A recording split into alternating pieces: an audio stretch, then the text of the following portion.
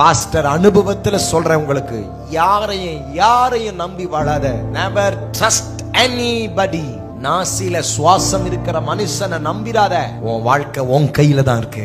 காடி போயிடும், வீடு போயிடும், உன்னை துரத்தி வந்த உறவுகளும் போயிடும். சொல்றேன், நல்லா நோட் பண்ணி வை. உறவும் போயிடும். நடு ரோட்ல நின்ற நாட்கள் எனக்கு அநேகம்.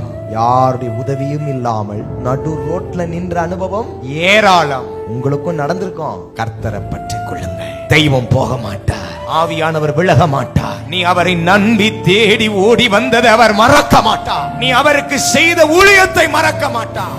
எனக்கு பிள்ளைங்க இருக்காங்க, என் கடமை எப்படி முடிக்க போறேன், எனக்கு நிறைய காரியம், எனக்கு நிறைய பிரஷர் இருக்கு pastor. I do not know how to handle. No, you don't handle.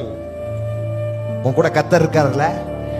நல்லா ஜெபம் பண்றியா, நல்லா ஜெபிக்கிறியா, நல்லா வேதத்தை படிக்கிறியா, நீ எதுக்கும் பயப்படாத, நடத்துவாரு. யாரா இருந்தாலும் சொல்றேன், விட்டுட்டு போயிடுவானுங்க.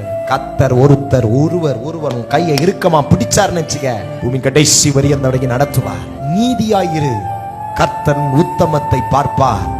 கர்த்தர் உன்னுடைய உண்மைத்துவத்தை பார்ப்பார். கர்த்தர் நீ உண்மையாய் நடந்ததை பார்ப்பார். உன் ஊழியக்காரனுக்கு நீ செய்த எல்லா ஊழியங்களையும் பார்ப்பார். உன்னை ஆசீர்வதிக்க அவரால் கூடும். வாழ்க்கையில் பாரங்கள் நேருக்கையிலே பிரசன்னம் அடைக்கலமே.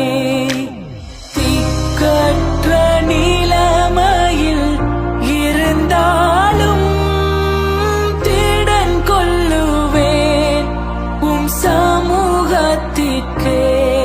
ஒரு தாய் தேற்றுவது போல் என் நேசர் தேற்றுவார்.